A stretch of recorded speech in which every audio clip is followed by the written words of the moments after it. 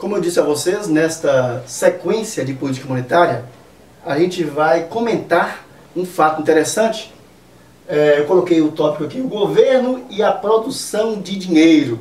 Certa vez um aluno me perguntou, professor, puxa, para resolver o problema econômico do país, por que o governo não pega sacos de dinheiro e entrega para as pessoas, não é o governo que fabrica dinheiro? Eu falei, sim, é o governo que fabrica dinheiro.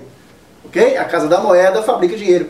E por que então que o governo não fabrica muito dinheiro, não joga de helicóptero para as pessoas, para poder todo mundo ficar rico logo e não ter mais problemas econômicos? Eu respondi prontamente para ele. E esta é a resposta correta. Porque se o governo fizesse isso, desse um saco de dinheiro para cada pessoa, para cada brasileiro, no dia seguinte todos estariam mais pobres do que já são. Mas professor, por quê? É simples. Nós teríamos uma inflação enorme, uma mega, super, hiperinflação, teríamos aumento desordenado de preços. E aí, aquele resto do saco de dinheiro que faltasse gastar, já não daria mais nem para comprar um pãozinho. Por que isso, pessoal? Pelo mesmo raciocínio que nós vimos aqui. Quanto mais dinheiro em circulação, nós teremos mais consumo ou menos consumo? Mais consumo. Quando aumenta o consumo, o que acontece com o preço dos produtos? Também aumenta. E é verdade, é uma coisa racional. Se perceberem que há mais dinheiro em circulação, cada vez mais, é isso mesmo, cada vez mais você vai ter um aumento maior no preço das coisas. E esse aumento desordenado de preços causado pela grande quantidade de dinheiro, de moeda em circulação, pode levar à inflação. Num caso como esse, vai levar mesmo. Já pensou? Cada pessoa com um saco de dinheiro, passeando pelas lojas, comprando tudo o que quer. Resultado, você vai ter um aumento inflacionário muito grande, que vai corroer o dinheiro dessas pessoas, né? Mas quem vende vai lucrar? O menino perguntou, disse, não é bem assim. Não se vende tudo. Quem vende alguma coisa vai precisar de outros produtos, que também terão os preços elevados. Então, o governo tem que levar a sério a produção de dinheiro. Mas aí, um outro aluno virou e falou assim, professor, tudo bem, eu sempre queria saber disso e ninguém nunca me disse.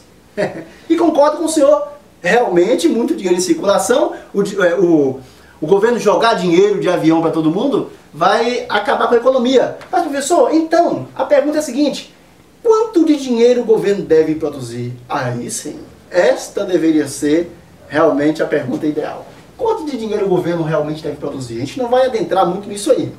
Mas hoje em dia, o governo precisa colocar em circulação a quantidade de dinheiro igualada, né, equivalente à sua riqueza, ao seu PIB, ao seu Produto Interno Bruto. Antigamente, na época do padrão ouro, né, o governo tinha suas reservas em ouro e emitia dinheiro na quantidade suficiente, na quantidade equivalente ao ouro que guardava. Era o lastro no ouro. Hoje o lastro, na verdade, é na produção do país, na riqueza do país. Não vamos nos adentrar nesse assunto, porque vamos voltar agora ao que nos interessa. A inflação e os instrumentos de política monetária. A gente começa agora a estudar instrumentos de política monetária. E o primeiro deles, não vamos estudar todos, vamos estudar três. Três já ajuda bastante no curso de vocês. Recolhimento compulsório. Recolhimento compulsório é o primeiro instrumento. Quando eu digo instrumento, é instrumento mesmo. Ou seja, o Banco Central vai se valer do recolhimento compulsório para poder controlar o nível de moeda. Haverá mais moeda ou menos moeda de acordo com o uso que o Banco Central fará desse instrumento, do recolhimento compulsório. Para entender recolhimento compulsório, eu preciso que vocês entendam esta pequena equaçãozinha aqui. Professor, lá vem matemática. Não, é muito simples. Pessoal, depósitos à vista. Primeiro vou dizer uma coisa para vocês. Parece que não, mas esse controle monetário é tão sério, que de todo o dinheiro que entra numa agência bancária, por exemplo, durante o dia, parte dele deve ser recolhido ao Banco Central compulsoriamente, ou seja, obrigatoriamente. Então, Recolhimento compulsório é isso. O que é o recolhimento compulsório? É o valor, né? É a parcela, é a proporção dos depósitos que entram em banco e que devem ser recolhidos ao Banco Central obrigatoriamente. Então, por exemplo, recolhimento compulsório sobre depósitos à vista. Vamos analisar aqui só os depósitos à vista, que são os mais cobrados em concurso. Mas também existem recolhimentos compulsórios sobre depósitos a prazo. Professor, e o que são depósitos a prazo? Aplicações. Aplicação em CDB, RDB e tal, entendeu? Depósito à vista é aquele dinheiro que entra diretamente na conta do cliente. Muito bem. O Banco Central recolhe, digamos aí, 45% de todo depósito à vista. Se houve 100 mil reais de depósito à vista em determinada agência no dia, 45 mil reais são recolhidos ao Banco Central. Acredite se quiser. Mas muito bem. O que a gente tem que entender aqui é que todo o dinheiro que entra numa agência bancária, ele só terá 3 destinos. Parte dele será recolhida pelo Banco Central, que é o recolhimento compulsório. Parte dele será recolhida pelo Banco Central. Outra pequena parte ficará como encaixe técnico. O que seria o encaixe técnico? Aquele dinheiro que o banco guarda em cofre para a sua operacionalização diária, para pagar aos seus clientes, aos seus fornecedores, para pagar aos seus clientes e assim por diante, né? Pagar os cheques, honrar os cheques, liquidar os cheques apresentados em caixa. E o resto o banco empresta, né? O resto o banco empresta. Bom, racionalmente é óbvio que o banco ganha dinheiro emprestando. Vocês sabem disso, a gente já viu isso na aula sobre bancos. Ora, se o banco ganha dinheiro emprestando, quanto menor a taxa de recolhimento compulsório, menor para o banco. Quanto menor o encaixe técnico, também menor para o banco. Esse encaixe técnico, em geral, é de cerca de 10%, digamos aí, né? Muito bem. Então, pessoal, o Banco Central, ele recolhe dinheiro, valores do depósito à vista. Dinheiro que entra em banco tem esses 3 destinos. Parte é recolhida para o Banco Central, outra parte fica no banco para honrar esses compromissos, né, o encaixe técnico, e outra parte é para empréstimo. Claro que quanto maior a parte de empréstimo, melhor para o banco. Gente, entendam, a parte que o banco empresta para o mercado, essa parte aqui que sobra que o banco empresta para o mercado, é uma moeda que inclusive será multiplicada. A gente não vai trabalhar aqui com multiplicador de moeda que não é necessário para o concurso de vocês. Mas o que importa é, essa parte que o banco empresta, ela vai para o mercado. E esse dinheiro, quando cai no mercado, as pessoas, os agentes econômicos, de posse desse dinheiro que pegaram emprestado em banco, vão o quê? Consumir. Lembra? Então, quanto maior a quantidade de empréstimos, maior a quantidade de dinheiro no mercado. Quanto maior a quantidade de dinheiro no mercado, maior será o consumo. Quanto maior o consumo, obviamente, maior poderá ser a atividade econômica. Mas também maior poderá ser a inflação, como nós vimos. E o Banco Central precisa controlar a inflação.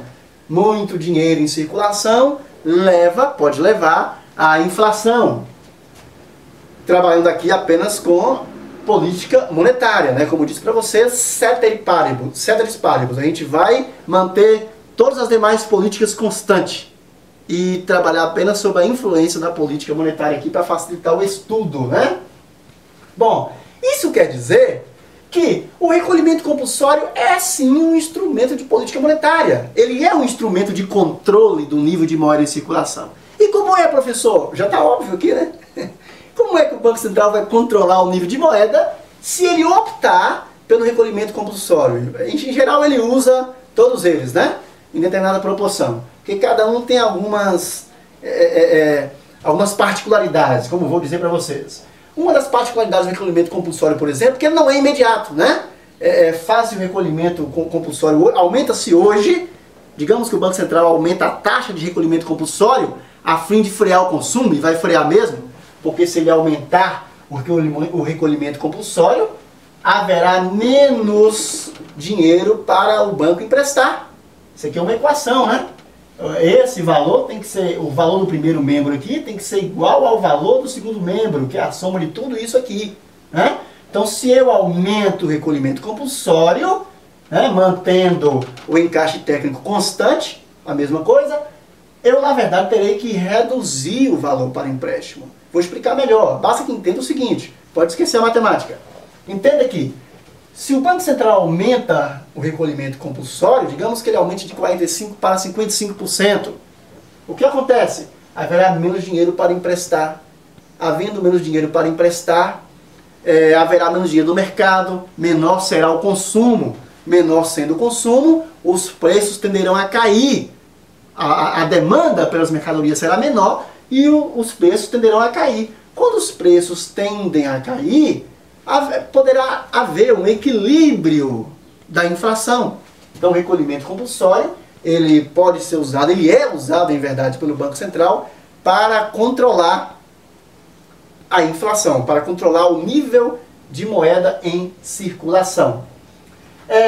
Quais são os efeitos do recolhimento compulsório? Bom, se o Banco Central de repente decidir baixar o recolhimento compulsório, né? Baixar a taxa de recolhimento compulsório, que é o sonho de todo banqueiro, se o governo decide baixar a taxa de recolhimento compulsório, qual vai ser o efeito? Nós teremos uma política monetária expansionista ou contracionista? Expansionista. Então a queda da taxa de recolhimento compulsório, né, recolhendo menos dinheiro obrigatoriamente ao Banco Central, teremos então mais dinheiro no mercado, através de empréstimos bancários. Logo, ao reduzir o compulsório, o Banco Central estará fazendo uma política, o quê? Expansionista, deixando mais dinheiro no mercado. Ele poderá fazer isso para aumentar a atividade econômica, para aquecer a economia. Por outro lado, se o Banco Central aumenta o recolhimento compulsório, digamos de 45% para 50%, se ele eleva a taxa de recolhimento compulsório, ele estará fazendo uma política contracionista. Uma política monetária contracionista, porque ao elevar o compulsório, haverá menos dinheiro para emprestar. Menos dinheiro para emprestar. Muito bem, a gente viu o recolhimento compulsório. A gente vai passar agora para a negociação de títulos no open market, no mercado aberto.